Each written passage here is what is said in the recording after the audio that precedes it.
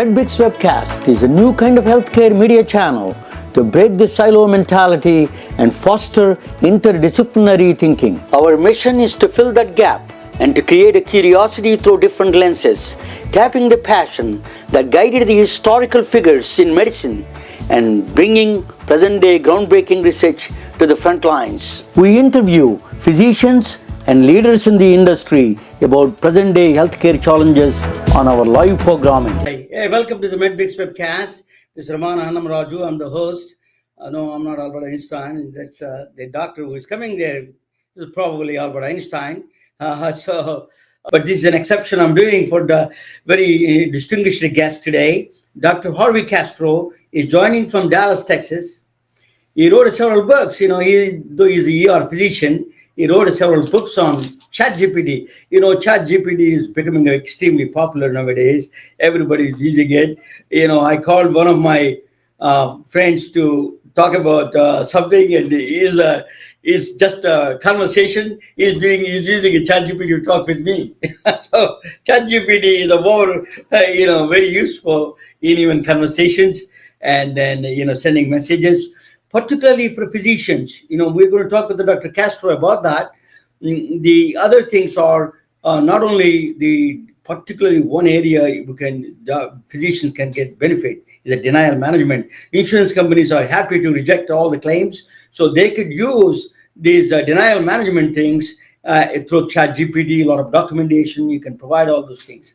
Let us talk with Dr. Harvey Castro. Is a ER physician in Dallas, Texas, and he did a lot of plant-based medicines also. Let us talk with him what are the natural medicines a little bit, and let me bring him to the table. Dr. Castro, welcome to the MedBix Webcast. Thank you for having me. I appreciate it. So tell me, just to give me some of your background, personal and professional background a little bit. Yeah. So I'm a ER board certified physician here in Dallas, Texas. Obviously, I love technology, and I kind of like you. I like thinking outside the box.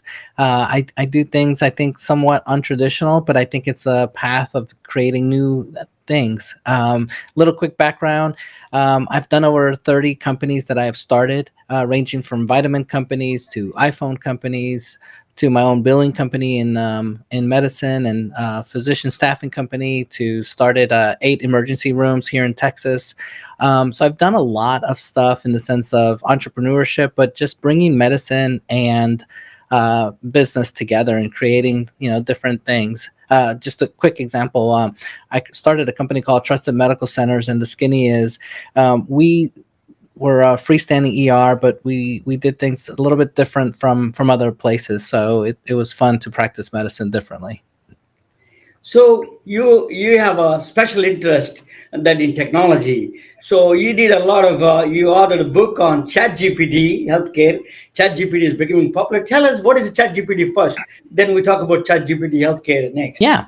So, it's funny. People ask me all the time, what is ChatGPT? And I like giving examples and kind of analogies. Imagine having a friend, and I'm sorry for the background noise there for a second. Imagine having a friend that is the smartest person that you know. Imagine that you could call that friend day or night and ask that person anything you want. And to me, that is ChatGPT. So in essence, you can ask any question any time of day, and it'll be able to answer you. Now, the key part of it is when you ask ChatGPT a question, sometimes it'll say things, but sometimes it may hallucinate, meaning it may not be the accurate answer. It may be totally off board and may not exist as far as like when you ask for a reference, or if you say, hey, something, and it gives you a reply, but that something may not exist at all, may be totally confabulated to the point where it's untrue.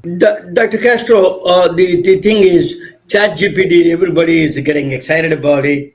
So let me ask you, what is the particular benefit for physicians, you think? the low hanging fruit, I think, and not to worry about hallucinations, let's just say talking to patients. As a doctor, as you know, sometimes when we talk to patients, it's really difficult to explain something, or we use all this medical terminology and we kind of make assumptions about people sometimes, and we say, oh, they understand this word or they know what that means. But and sometimes they're so intimidated by the doctor that they're like, no, I don't want to ask the doctor, I don't want to be disrespectful, or I don't want them to think I'm dumb, so I'm going to tell them yes to everything he or she says. So what I try to explain is use ChatGPT to explain some tough terms. To even make it another example, something that you could do right now. It's probably my favorite example I always talk about. There was a kid that was 5 years old, pediatric, first time having issues with asthma, so diagnosed with asthma. And on the discharge instructions, the hospital took their discharge instructions and said, hey, let's change this to how you would speak to a 5 year old. So they took their current discharge instruction, put it into ChatGPT, then they got the language of a 5 year old, how you would speak to it, but basically going over all the discharge instructions for asthma. But then what was really cool is they used Dolly, and they texted pictures, and it made pictures into a coloring book, and they put it all together, and they gave that to the child to say, this is your discharge instructions. And I thought this is the way to practice medicine, because now that child is able to understand asthma and how to avoid it, and why they need to take the medicine. And then on top of that, now it becomes a conversational piece with the parents. Whereas before, when you would have discharge instruction, you give it to the parents, they're not really going through it that well with the child. But now they have something that they can tangibly give. And I like that example because that's something that we can do today. That's something that we can help increase our better discharge instructions. I'm an ER doctor, and another example is I get people from all over the world when I worked real close to the airport. And so being able to be sensitive to different cultures, being able to talk to them in different languages, I feel like we could use AI to translate some of our information. Now, obviously, I'm not going to put a patient's phone number or personal information or violate HIPAA, but I think it's a way that we can actually help people. Excellent example. That is a really cool, that you can talk with a 5-year-old. ChatGPT is helping you to talk with a 5-year-old. It is just unbeatable example of that. I used to take my son when he was a small kid, that he had an asthma problem, and then he could not express his all pains and everything. I think this is a great way of communicating with the kids. You give one of the best examples of that. What are the physicians? So you said that communication is the number one. What are the other communications they can do, doctors, with the patients? Yeah, two things. I forgot about this other example. You can, if you really want to geek out, you could totally take those discharge instructions. I think it's Google has this parrot replicate, and it basically puts it into it, and then it talks as if it was a child, another child talking to a child in that tone, in that language. So it's kind of really cool. Now, other more ways of using it, and I know some doctors out there are going to kill me when I say this, but I really think patients are going to use what we call Dr. Google. Patients are going to look up stuff no matter what you say. Even if you tell them that it's wrong, don't do that, they're still going to do it. And now with ChatGPT, they're going to start they're going to start looking up information in ChatGPT. So what I'm saying to patients is, why not make the questions so that you're very efficient with your doctor? Why not make, like, if I know I have diabetes, hypertension, I'm getting my blood pressure checked, I know my doctor's going to talk to me about my hemoglobin A1C. Why not prepare myself and ask what questions I need to ask my doctor? So before I even go to the office, I already know these questions I want to have them.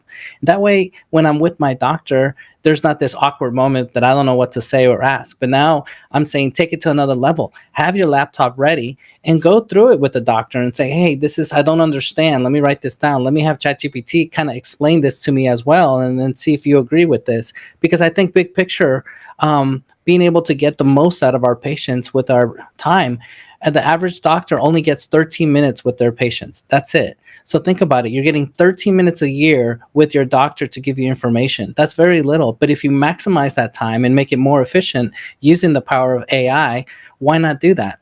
The other example that I talk about is using AI to help us understand. The big news lately was empathy. And so, as much as compassionate as we are for our patients, sometimes we have a hard time talking to our patients. So why not have ChatGPT tell us how to talk to someone? And I know that sounds stupid, like, oh, I've told patients a million times bad news, but you know what? Why not ask AI to help me formulate what words should I use? Maybe I should change my words. Maybe I should change the way I sit. There's different cues that can make me even better. There's always room for improvement. And so, to give you a real life point, I had to have a tough conversation with my 19-year-old, and literally said, okay, here are the topics that I need to talk to my 19-year-old. Help me talk to my 19-year-old in a 19-year-old point of view. And it gave me all these points, and I sat my son down and I had to print out and memorize it. And I talked to him, and he's like, Dad, that was so good. Like, you really, really explained it very well, and I get it. And I was like, man, that's so funny. Here I am, a doctor. I'm very well studied. I know psychology, I know everything, but it actually helped me. So I'm just going to encourage doctors out there to use it. My son is a neuroscience graduate. He uses a lot of neuro linguistic language, and so people just mesmerized to listen to him. I learned from him a little bit of the words he use is a very effective. That's a absolutely ChatGPT could help in that direction. But there's a pitfall there also. If the patient is looking at it, so you could ChatGPT won't diagnose or a treatment give a specific diagnosis or a specific treatment plan, but the patients are. There is a pitfall. Patients could misunderstanding that interpretation and taking it as a diagnosis or treatment could be a danger to the patient's health. Do you agree with that? Yes.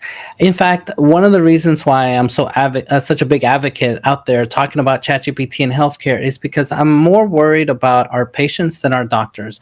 Our doctors understand information and say, okay, this is wrong, this is correct, this is BS, I'm not going to use this. But patients don't have an MD behind their name or a DO. They don't. And so whatever information they get, they don't know if that is correct or if it's hallucinating. My biggest worry is the following. What if a patient self-diagnosed and outside of the United States, they can go to a pharmacy and just pick up whatever drug. And now, unfortunately, they can kill themselves, they can hurt themselves, or just the emotional trauma to say, oh my God, ChatGPT told me I have cancer, I'm going to die. No. And that's where I think I'm okay with saying doctors go at it, because doctors understand technology to some extent. They know what is information that is wrong. That's like, no, this is not correct, I'm not going to do this. I don't foresee any doctors just taking ChatGPT, not even reading it, and just giving it to their patients. They're not going to do that. They're going to look at it, evaluate, and say this is correct or incorrect, and then modify and then give it to their patients. It is a big pitfall, but that I spoke with Rudolf Wagner from Germany. He wrote a lot of articles on confabulance and making up story. AI can make up some stories. For example, if somebody puts that coconut oil can cure cancer, and then everybody uses that as a real fact. That's AI. AI is basically takes as a fact and putting in make up the story. That could be a danger to the. You got to be very careful about that. So the physicians have that challenges that people bringing this kind of strange stuff, snake oil pitches to the doctors. Then ChatGPT is that is an area that the future physicians has to watch. Oh yeah, not everything shiny should we use. I like talking about ChatGPT and healthcare also because I feel like it's a good tool, but it's not the right tool for healthcare. It's almost like using a shotgun for a fight, but you don't need it. All you need is your fist. So when it comes to AI, I feel like we need to keep an eye out for BioGPT or Hippocratic AI or Glass Health AI. These are all different AI models that have been made for physicians or for healthcare. One of the biggest scares is it's kind of funny. In general, people Google things that they don't know, and whatever it comes out, they're like, okay, that's probably okay. But with ChatGPT, you can't do that, because if you start asking too many questions that you don't know, the answer back might be so good that it's actually wrong, but in your brain you're like, oh yeah, this is correct, it looks good, and in reality it's wrong. So I always tell my doctors and patients, please be careful. That. So you wrote a book. You wrote several books on. You were always writing books. Tell us what kind of books you wrote, and so far, what are the books that what you did in that books, and what is the latest book? Yeah. So in December, actually November, I played with ChatGPT for the first time and I fell in love with it. And I said, oh my God, this is going to help patients. This is going to help my doctors. I'm going to write a book about it. My wife thought I was crazy because I just kept writing every day. And finally I got it out. And what I talked about in the first book, it was just kind of 10,000 feet high. What is ChatGPT and all the different ways it can be used. But as the months have progressed, I started working more specifically with different areas of AI. For example, I started working on how a patient can use ChatGPT to help them with their meal plan, to help them with their groceries. To give you a quick example, ChatGPT has something called plugins. And so one of them is Instacart. So in theory, say you had, I'm going to use diabetes as an example. Say you had a patient with diabetes, they're not eating well. You can tell them all the food that they should be eating, but in reality, they may not. And so one of the ideas is, hey, ChatGPT, I have a diabetic patient. Let's put them on a keto diet. They hate eggs. They're allergic to fruit. They don't eat fish. Give me a diet plan. So then it gives you the diet plan. But with the plugin, what can be really cool is that it puts it into the patient's Instacart. The patient pays, checks out, and now all that food goes to the patient being delivered. And now this is something you both agreed on. And so the possibility of how we can help our patients is just amazing, being able to use, AI. Yeah, absolutely. So one of the areas I found out, I don't know whether you explored on that direction, is denial management. Or some of the doctors, cardiologists use it that to insurance claims, you put additional documents through ChatGPT. So do you know anything about it? A little bit about denial management? Yeah. I'm going blank on the name of the rheumatologist, but back in December, he went viral. There was a rheumatologist that was fighting one of the insurance companies and sent a letter. And, using this technology is good, but the problem is you have to verify everything. He didn't realize that when he wrote the letter, it was giving references, and the references had nothing to do with the argument that he was doing. So that was wrong. The name of the author did not match the name of the article, and so that was wrong. And so we have to make sure that if we are using this technology, that we are verifying. Now, there's a technology that is with ChatGPT, and basically it's called Bing Copilot. Now that has references, and you don't have to ask, but it'll have references. But even when it does give you references, Which one is please that, make sure please? you look Can at you those repeat that? references to make sure that it's correct. It What, Yeah, it's can you simple. It's repeat just that? Bing? Is it a Bing, you said? bing.com. Which one? Yeah, Microsoft's product. It's Microsoft or Bing, bing.com, okay. but it's their chat GPT. Okay. Yeah, it's Bing Copilot, but you go into chat and then type it in, and at the bottom, it's free. It gives you the references. And then if you're not happy with them, if you get really fancy with prompt engineering, which is how to talk to ChatGPT, you can almost have it write the whole letter for you and say, I need a letter to Aetna, address it by Dr. Castro. It's to confirm this procedure, but I need references that are verified by the NIH. And then it'll go on the NIH, try to find that article or something, and then it'll give it to you. It's quite interesting. So your book is available on Amazon, right? ChatGPT, Dr. Harvey Castro. They can. What is ChatGPT-Healthcare? Is available on Yes. Amazon. Yeah. All these books behind me, I wrote them this year. And it's all different types Actually, of books. Some are they cannot read it focused because for you need to put a patients. mirror image. But anyway, machine learning. I think machine learning algorithms or something that I saw that Yeah, they. there's a bunch. Just type in my name under Amazon. Yeah, just type Harvey Castro under Amazon, and you'll see all the books. Or come on my LinkedIn, and I have a link on my Yeah. my LinkedIn I, page. I'm amazed at how you write that books because I wrote a one book. I almost bled to death. You have to bleed. Once you start writing, it is just takes a soul and energy and everything. It is not easy. I really It appreciate does. your the writing and with all the work you're doing outside as a physician. Really. So the future physicians, has to learn these kind of things. That the old way of doing traditional medicine is going to die. So people need to adopt new kind of techniques, new kind of AI algorithms, new kind of understanding and empathy kind of things. They have to do that kind of a new physician. I'm going to present a topic on that, if you don't mind. You will watch together, okay? So then, but anyway, what do you think of the video What do you think of my presentation? Why the doctors need to be polymath physicians like you? No, it's awesome. I agree with you. It's funny because this morning on LinkedIn, I was just talking about being bilingual and how that helps open up different pathways of your brain. But just because you don't speak another language, I even pushed today that it's okay to speak the AI language or a computer language. It's just the whole thing is to be versed in different things. As an ER doctor, I feel like I know a lot, but very little deep depth. But I feel like I do know a lot.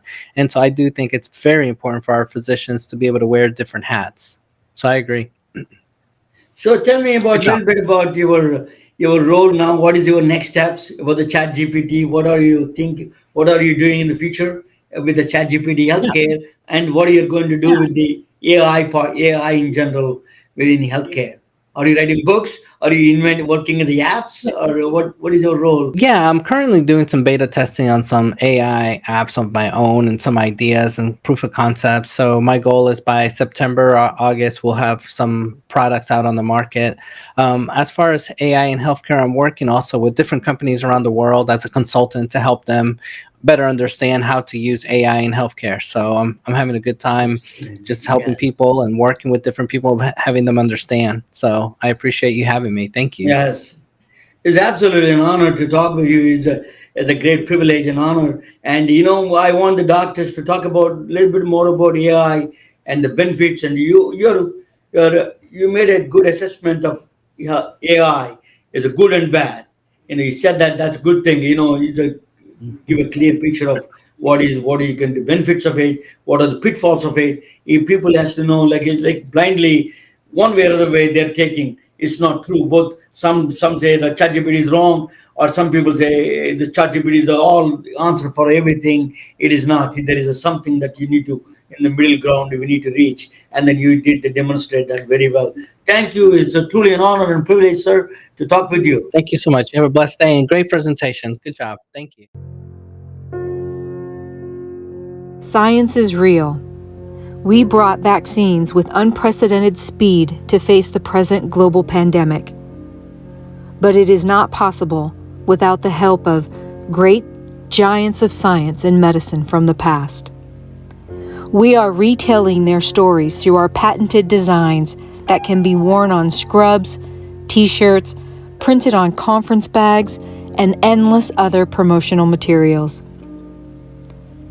Daily Wear for Medicine is the first ever of its kind to create curiosity in medicine through visual art. We at MedBricks are celebrating unsung heroes of the past who made enormous contributions to the field of medicine through our unique campaign called Daily Wear for Medicine. This is Jennifer, Vice President of Branding at MedBricks. Microsoft founder Bill Gates says, reading about history of science and learning about scientists of the past are an integral part of understanding and appreciating the true science. If you want to learn science, reading the history of scientists and the story of scientists about when they were confused and what tools or insights allowed them to make the progress they make. So you have the timeline, or you have the map, or you have the branches of science and what's known and what's not known. So incremental knowledge is so much easier to maintain in a rich way. Talking about scientists, Marie Curie certainly is on top of the list. Despite public shaming about her affair with a colleague, she won the Nobel Prize twice. She designed the first ever medical mobile X-ray trailer called Petite Curie. It saved countless lives during World War I and subsequent wars. She was a prolific scientist and a true feminist of her time. C.V. Raman, scientist from India, and his discovery, called Raman scattering, is fast becoming an invaluable instrument of a diagnostic tool in medical imaging. His discovery is omnipresent in every area of medicine. Paul Dirac of England scribbled a mathematical equation that paved the way for present-day medical wonder called positron emission tomography. It is referred to as PET scan, which is widely used in detecting tumors and cancers with the utmost precision.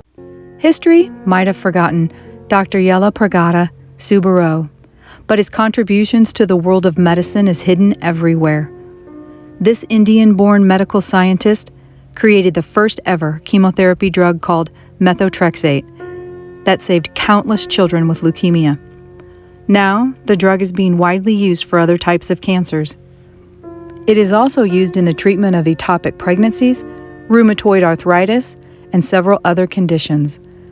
He is instrumental in creating the first broad-spectrum antibiotic drug called tetracycline. Let us bring this iconic man, Dr. Yella Pragada Subbaraw, who comes from a small town from the state of Andhra Pradesh, India, to the front lines of world history through Daily Wear for Medicine t-shirts. With extraordinary data analytical skills, might have been known as a lady with a lamp in the history books. She was the first woman to use population health analytics to fight infectious diseases. That is Florence Nightingale. British-born aristocrat Florence Nightingale championed the welfare of wounded British soldiers during the Crimean War. She put forward a detailed sanitation infrastructure plan for India to prevent mosquito-bitten malaria and other communicable diseases.